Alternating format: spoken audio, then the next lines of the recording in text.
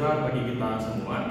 Perkenalkan, saya Thomas Averio, dosen tetap di program studi S1 Manajemen, Fakultas Ekonomi dan Bisnis, Universitas Widya Dharma Pontianak.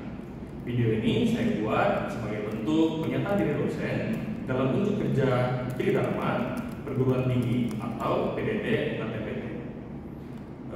Dalam video ini saya akan memaparkan terkait perkuliahan, terkait materi mata kuliah yang pernah saya ampuh dan sekarang juga sedang saya ampuh di semester ini, yaitu materi pengantar akuntansi 2. Nah, sebagai tambahan, bidang ilmu yang saya miliki yaitu lebih berfokus pada bidang ilmu akuntansi, karena secara background pendidikan S1 saya di sarjana ekonomi jurusan akuntansi dan S2 saya di magister akuntansi. Oleh karena itu, beberapa mata kuliah yang saya ampuh lebih berfokus kepada bidang akuntansi dan keuangan. Oke, jadi berikut saya akan paparkan terkait mata kuliah yang saya ampuh, yaitu pengantar akuntansi 2. Kita mulai dari deskripsi mata kuliah.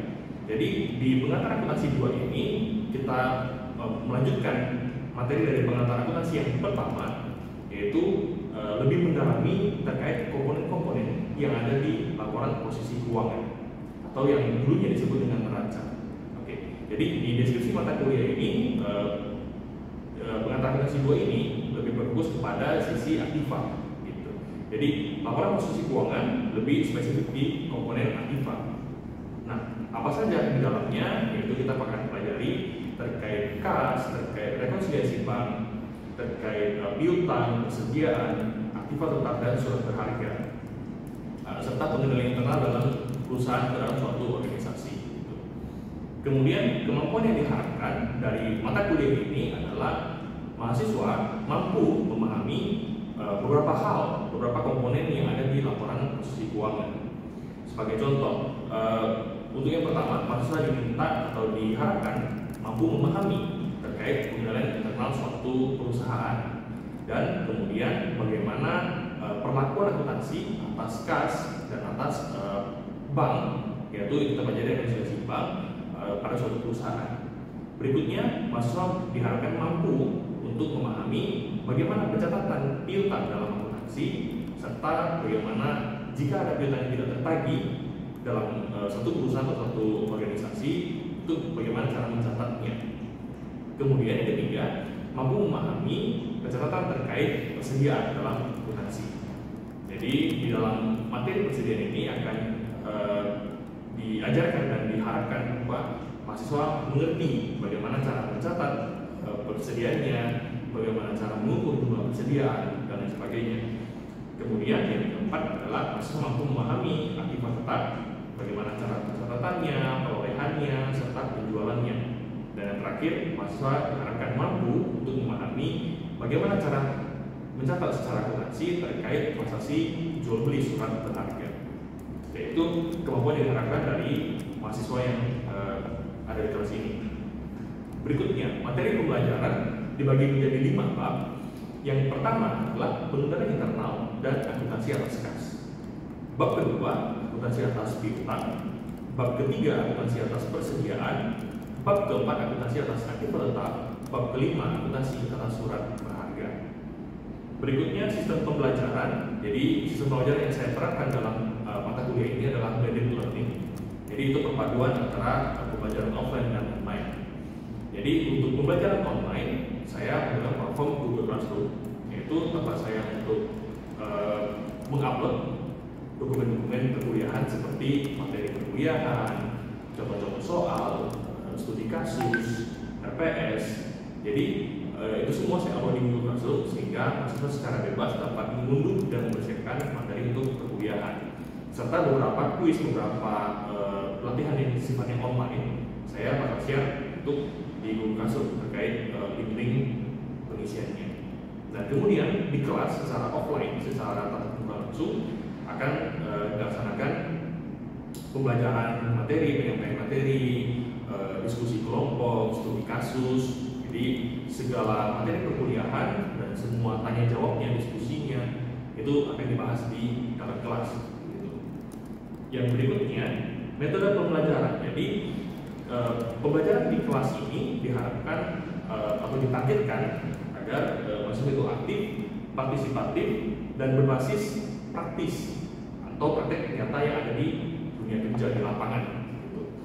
Nah, caranya bagaimana? Yaitu dengan pertama adalah ceramah interaktif selama di kelas, kemudian adanya diskusi dan adanya studi kasus agar mahasiswa lebih memahami bagaimana implementasi nyata dari teori yang disampaikan dengan yang dipraktikkan di dunia kerja, yang dipraktikkan di lapangan.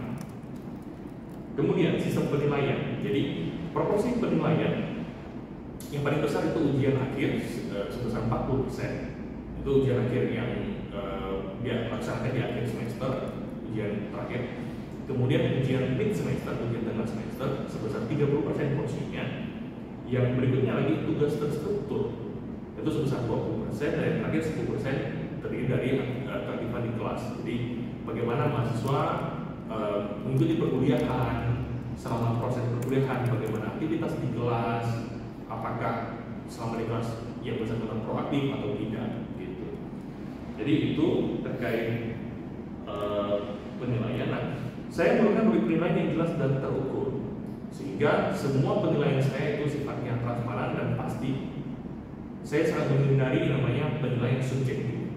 Nah, di berikutnya, semua hasil perkuliahan, semua hasil ujian, semua hasil latihan ataupun tes ataupun kuis yang harus saya berikan nilai. Nah, semua nilai tersebut saya info kepada mahasiswa. Jadi semua evaluasi atas tes-tes tersebut, atas tugas-tugas tersebut saya evaluasi kembali, saya open, saya kembali kepada mahasiswa agar evaluasi tersebut dapat meningkatkan kualitas perkuliahan. Jadi semua nilai transparan dan bisa terukur. Mahasiswa sendiri dapat menghitung sendiri nilainya apakah sudah sesuai atau belum. Jadi semua penilaian sifatnya objektif, semua bisa dicek kembali, sehingga itu menghindari namanya penilaian yang subjektif atau yang tidak pada semestinya, gitu. Jadi dengan pendekatan ini saya berkomitmen untuk menciptakan pembelajaran yang efektif, yang menyenangkan dan dapat diterima dengan baik, dapat dimengerti dengan baik dengan bahasa yang cukup sederhana bagi mahasiswa, gitu. Nah, tahapan berikutnya, mari kita simak video pembelajaran real classroom untuk mata kuliah pengantar akuntansi 2. Oke, baik, selamat sore semuanya. Jadi kita lanjutkan materi yang sebelumnya lagi.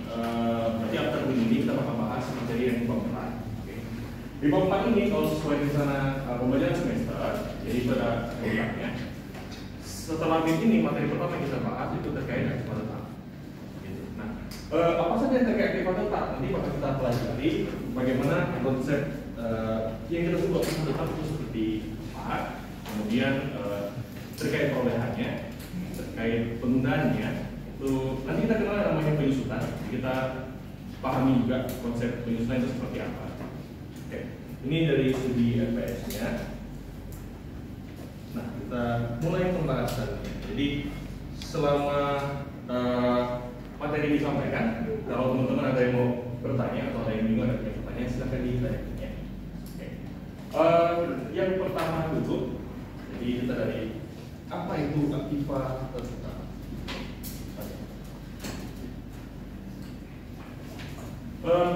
Sebelum saya mulai, kita tahu pertanyaan yang biasa saya ulangi. Saya mau tahu dulu aktifan tetap. Ada namanya aktifan tetap, ada namanya aktifan lancar. Oke. Menurut kalian, apa perbedaan utama antara aktifan lancar dengan aktifan tetap? Oke. Harusnya sudah pernah pelajari di pengantar akuntansi 1, walaupun itu sekilas ya. Kita sudah pelajari terkait siklusnya, kemudian neraca seperti apa, proses seperti apa. Jadi sedikit banyak kita tahu aktifan itu ada pemisahnya, ada neraca lancar, ada aset. Jadi sekarang kita bahas apa beda aktifan lancar dengan aktifan tetap. Ada yang mau coba jawab dulu? Ya, saya dulu aja deh Pak. Siapa dulu? Silakan. Ya, aktifan lancar itu jangka waktunya itu lebih pendek dari 1 tahun. Untuk aktifan tetap itu jangka waktunya lebih panjang dari 1 tahun. Oke, dari segi umur. Ya, dari segi umur. Selain itu? Liquid Pak. Liquid, oke. Ada lagi? Nah, ini menguji pemahaman kita terkait kelompok-kelompok aktif. Oke, jangka waktunya, umurnya ada yang kurang dari 1 tahun, ada yang lebih dari 1 tahun. terus tingkat likuiditasnya seperti apa. Ada lagi? Atau sudah? Oke, saya masih. Aktiva lancar. Kenapa disebut lancar? Aktiva tetap kenapa disebut tetap? Jadi sebenarnya ada perbedaan. Nah, kita kalau ngomong umurnya dari segi kemampuan satu aktiva memberikan manfaat. Kalau aktiva lancar itu kurang dari 1 tahun. Nah, kalau aktiva tetap itu lebih dari 1 tahun. Itu paling minimal. Jadi dari masa manfaatnya itu dipisah dari umurnya itu. Terus Pak, kedua, tingkat kelikuiditasnya. Ya bisa dibilang sama kayak tadi, ada umurnya juga. Contoh kayak piutang sama persediaan. Itu kan rata-rata ya itu barang yang fast moving, kayak persediaan ya itu fast moving. Persediaan selalu berputar dari hari ke hari, dari bulan ke bulan. Beda halnya dengan tanah, dengan bangunan. Itu mungkin aja tahun ini sama tahun depan mungkin masih sama saldonya, nggak bertambah. Kenapa? Karena rata-rata umurnya lebih dari 1 tahun. Jadi dari segi umur itu beda, dari segi kelikuiditasnya itu diurutkan dari yang paling likuid. Kalau kita ngomong urutan di neraca. Berikutnya satu yang tadi teman-teman nggak sebutkan yaitu materialitasnya. Jadi aktiva lancar, kalau misalnya kita sebutnya kita bisa. Aktiva lancar itu ada namanya perlengkapan. Ya, perlengkapan. Aktiva tetap ada namanya peralatan. Nah, ini ya, jangan salah. Perlengkapan sama peralatan, gitu. Kalau kita ngomong nominal, ngomong materialitas, berarti dari segi perlengkapan itu kita ngomong nominal ya, cenderung lebih murah. Aktiva tetap cenderung lebih mahal. Tapi mahal murah itu relatif. Nah, beberapa perusahaan lokal ada yang menetapkan angka 500.000 atau 1 juta. Nah, di atas itu mungkin itu sebagai aktiva tetap, di bawah itu bukan. Jadi di atas 1 juta anggapannya itu peralatan. Nah, di bawah 1 juta anggapannya itu perlengkapan, bisa seperti itu. Pak, apakah sama-sama itu berbentuk barang? Iya. Apakah sama-sama ada harganya? Ya pasti. Gitu. Apakah sama-sama memberikan manfaat? Iya. Semuanya sama. Nah, kecuali keempat itu umurnya. Umurnya itu pasti beda. Oke. Contoh kita ngomong kursi deh. Satu kursi ini kursi direktur. Nah, kursi direktur ada yang 1 jutaan, 2 jutaan, 3 jutaan. Masuk ke mana tuh? Perlengkapan peralatan. Contohnya bisa peralatan. Atau di kantor bisa sebutnya inventaris. Jadi itu masuk ke aktiva tetap. Kalau kursi bakso deh yang kita makan nasi goreng itu jalan itu kursi bakso.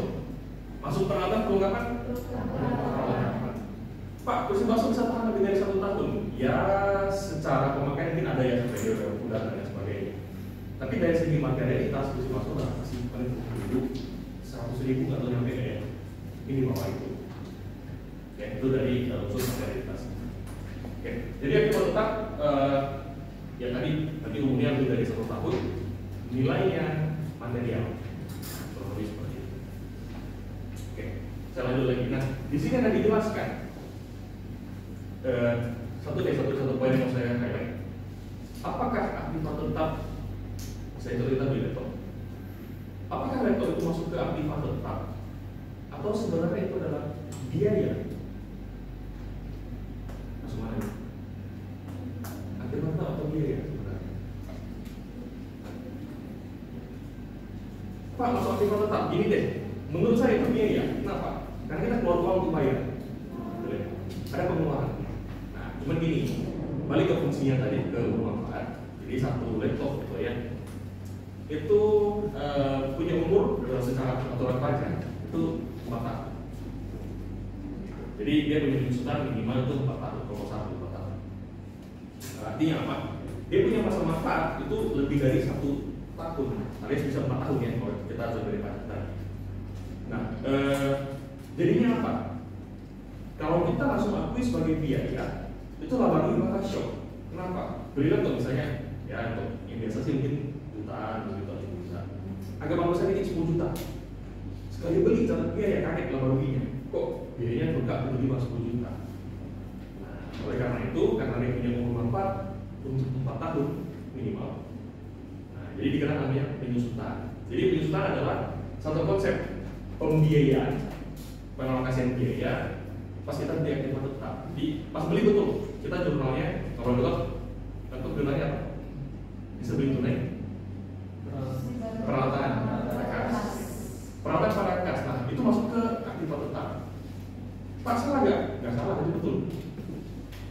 aktifat tetap ini pada akhirnya itu semua bakal disusunkan pelan-pelan sesuai umur manfaatnya. Sekali lagi laptop umur manfaat secara pajak itu kelompok 1, berarti maksudnya 4 tahun. Berarti satu laptop bakal dicicil jadi biaya itu selama 4 tahun juga. Kalau per bulan berarti ada 48 bulan. Jadi at the end semua pembelian tetap adalah biaya. Karena itu bakal disusunkan, bakal jadi biaya secara pelan-pelan. Ya. Cuman ya memang perbedaan antara pajak aktifat tetap. Kalau perlengkapan tadi itu umurnya kurang dari 1 tahun. Kalau aktifat tetap umurnya lebih dari 1 tahun. Dan kalau aktifat tetap dikenal konsep penyusutan atau depresiasi. Kurang lebih seperti itu. Kita lihat yang berikutnya. Nah, ini tadi sudah saya jelaskan, umurnya lebih dari 1 tahun, kemudian punya nilai material, dan yang pastinya dibeli untuk tujuan mendukung kegiatan operasional. Kalau untuk dijual beli barang atau jual beli, masuknya kemana itu? Persediaan. Jadi kalau kita beli sesuatu, sama-sama barang sih, aktifat tetap, persediaan, perlengkapan semua aktifat tetap. Semua itu barang. Semua itu barang. Nah, barang ini tidak bertujuan. Kalau aktifat tetap tadi tujuannya dibeli untuk mendukung kegiatan operasional. Kalau persediaan dibeli untuk menjual. Kurang begitu. Nah, ini dipisah. Jadi aktifat tetap itu ada yang dari segi bentuknya, ada yang berwujud dan tidak berwujud. Kalau berwujud berarti kita bisa melihat fisik barangnya, bisa disentuh, ada barangnya kelihatan sama mata ya. Kalau tidak berwujud berarti yang tidak terlihat. Satu contoh simpel. Beberapa yang lulusan SMK akuntansi atau yang dulunya ya pernah kerja di bidang accounting atau gimana ya. Mungkin pernah ketemu namanya software akuntansi. Nah, ini kuliah ada pakai Excel, ada pakai Mayo dan sebagainya. Sebenarnya kalau untuk penggunaan profesional, penggunaan bisnis itu tidak gratis. Pak, di sekolah saya gratis ya, gratis itu edukasi ya, beda ya. Tapi kalau kita beli softwarenya atau beli lisensinya lah, ibaratnya gitu, itu semua berbayar. Ya kira itu paling ya sekitaran belasan juta atau 20 juta, itu yang standarnya. Pas kita beli, kita jumlahnya kemana? Perlengkapan, pengen dengan software ya. Kalau beli tunai, kreditnya pasti cash, debitnya. Di dalam peralatan dia nggak ada fisiknya. Nah, software itu ada fisiknya nggak? Software penting. Ya. Ada Pak, kan bisa dipegang komputernya. Iya kan? Betul. Dipegang komputernya. Nah, itu beda lagi. Itu adalah komputernya. Jika ini laptop nih atau tab nih. Ini fisik device-nya, barangnya. Ini namanya peralatan, beda lagi kan. Device dibeli sendiri. Software-nya terpisah lagi. Gitu. Jadi software masuk ke aktifat tetap tidak berwujud. Software yang nempel di laptop, di PC, nah PC-nya itu aktifat yang berwujud. Komputer, laptop, tab masuknya kategori peralatan. Yang tadi software accounting masuknya ke ini nggak ada ya, software atau program. Apakah itu disusunkan?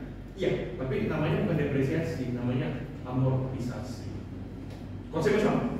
Beli aktifat, terus kita pelan-pelan biaya. Yang ada yang berwujud, ada yang tidak berwujud. Yang lainnya yang tidak berwujud ada goodwill, franchise, atau tahu franchise ya. Di mana-mana ada KUC, nah itu namanya franchise. Ada copyright, saya biasa untuk yang kayak lagu gitu lah ya kurang lebih ya. Saya lanjut kembali. Nah, yang bakal kita pelajari, jadi ada 3 step, 3 aktivitas yang bakal kita pelajari. Pertama, dari kita membeli aktifat itu sendiri, kemudian pas kita beli, terus kita pakai. Nah, kita pakai itu muncul namanya penyusutan, gitu ya. Kalau kita sudah pakai untuk penyusutan, terus misalnya sampai di akhir umurnya, atau tengah jalan kita mau jual ke orang, mengganti yang baru. Nanti step ketiga itu pelepasan aktifat, gitu ya. Jadi dari kita beli kita pakai untuk menyusukan sampai dilepaskan atau bisa dijual, bisa dibuang, bisa ditukar. Ini 3 step yang kita pelajari. Sebelum saya lanjut sampai di sini, apakah ada yang mau bertanya untuk Aktiva tetap? Tidak, Pak. Aman ya? Saya lanjut kembali. Sedikit ya, jadi untuk perolehan Aktiva di sini semua sudah ada hitungannya, jadi teman-teman bisa lihat perhitungannya secara terperinci. Tapi konsepnya gini, saya buka bagian ini ada contohnya. Ini deh. Kita bahas singkat untuk perolehan Aktiva. Gimana cara kita memperoleh suatu Aktiva? Kamu dapat laptop, caranya? Beli. Beli, nggak bisa beli ya? Tapi Pak, dipakai ya, bisa juga sih. Beli, nah belinya bayar langsung nggak? Langsung?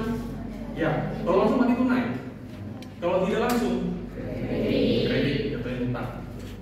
Terus kalau misalnya yang beli kendaraan gitu ya, ada yang jatuhnya leasing, itu juga bisa. Atau Pak, saya tukar tambah, langsung. Jadi cara memperoleh Aktiva itu beda-beda. Nah, satu konsep yang harus kalian pahami. Ini ada contohnya, ini bisa dilihat sedikit. Perolehan. Oke. Nah, saya bisa contoh tentang satu. Jadi by konsepnya, kalau kita bahas harga perolehan, apa saja yang menjadi harga perolehan suatu Aktiva? Secara konsep ya. Nanti yang tergabung ke harga perolehan adalah semua pengeluaran yang kita korbankan atau yang kita bayarkan lah gitu ya, untuk memperoleh Aktiva ini sampai siap dipakai. Kalau beli barang simpel, kita beli barang di Shopee misalnya, kita beli barang di Shopee, beli HP nih, beli HP ada ongkir. Harga perolehan itu adalah HP-nya, ongkir atau keduanya? Yang mana? Kedua. Ya, jadi dari kita beli, terus bisa ada, oh ya asuransi Pak, masuk ke perolehan juga. Ada ongkirnya, termasuk juga. Nah, itu semua dipaketin, ditotalin. Sampai tiba di tempat kita, nah, harga perolehannya berapa? Nanti akumulasi dari semua pengeluaran tadi. Harga HP-nya, apalagi ongkirnya, asuransinya. Mungkin ada biaya pengepakannya, packagingnya itu juga termasuk.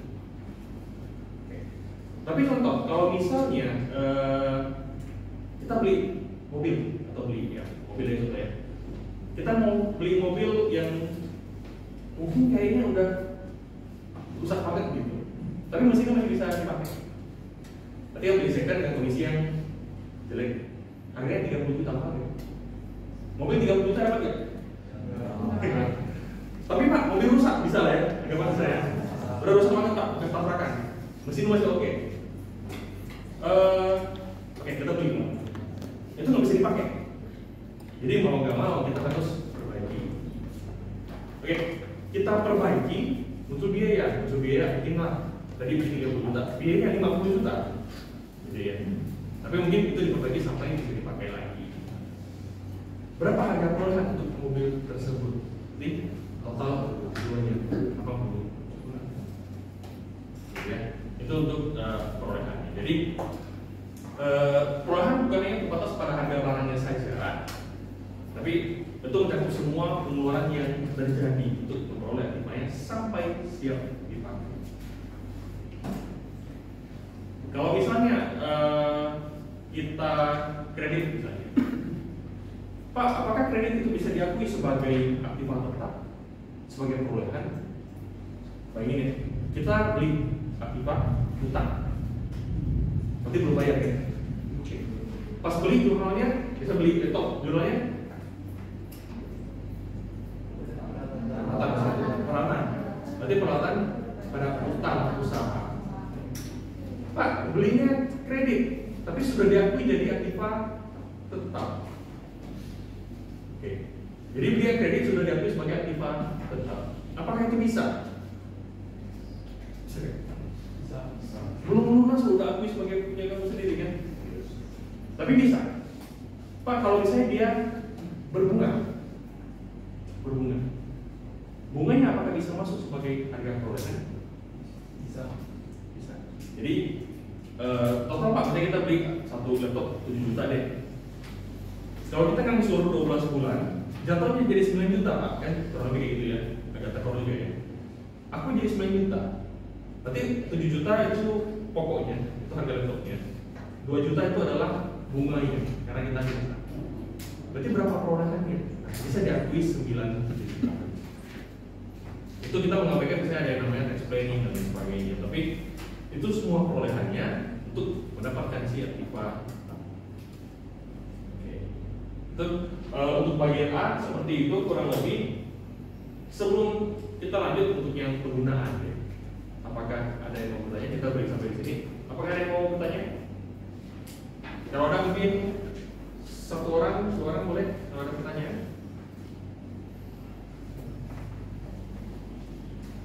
Misalnya Pak kalau kayak ini gimana gitu? Pak kalau beli ini apakah Aktiva tetap gitu? Boleh kita lihat.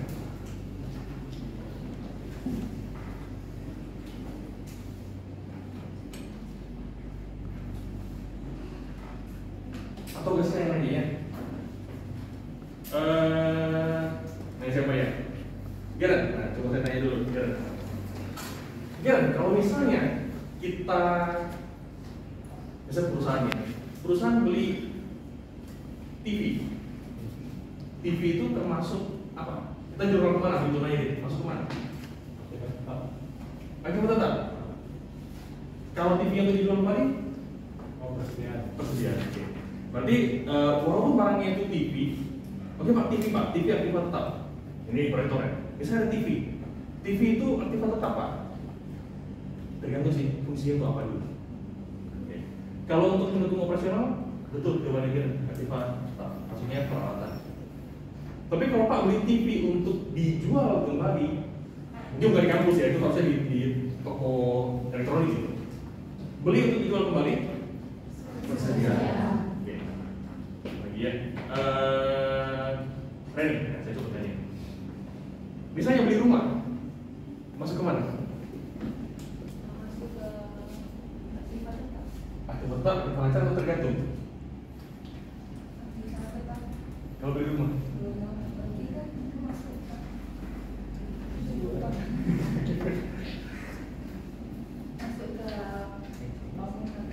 Oke, bangunan. Itu betul. Nah, tergantung lagi. Ini jawabannya agak susah ya. Tergantung apa sih? Rumahnya beli atau apa dulu? Kalau yang beli developer, yang beli bukan developer, perusahaan properti. Beli rumah. Nah, untuk apa dulu? Perusahaan properti Pak, dia beli untuk kantor pemasarannya. Kodenya kemana? Dia beli perusahaan properti ya. Dia beli rumah untuk kantor pemasarannya. Masuk ke bangunan. Sip. Kalau beli perusahaan properti, beli rumah untuk dijual kembali. Persediaan sih. Oke. Ya, kurang lebih seperti itu. Nah, itu terkait perolehan Aktiva. Jadi untuk sesi pertama ini kita cuma bahas terkait Aktiva itu kayak gimana, konsepnya, penyusutannya, perolehannya gitu ya. Jadi mungkin di sesi berikutnya kita bakal bahas terkait penyusutan. Jadi setelah dibeli, Aktiva bakal dipakai. Nah, di momen itulah muncul namanya penyusutan. Oke. Nanti ada latihan 4.1, jadi teman-teman bisa coba kerjakan di rumah. Itu ada satu studi kasus. Nanti coba dikerjakan. Hitungannya bagaimana coba dipahami bersama. Kita bakal bahas di pertemuan berikutnya. Oke, masih ada pertanyaan? Ya. Baik, kalau nggak ada, saya akhiri untuk perkuliahannya. Selamat sore, terima kasih. Terima kasih Pak.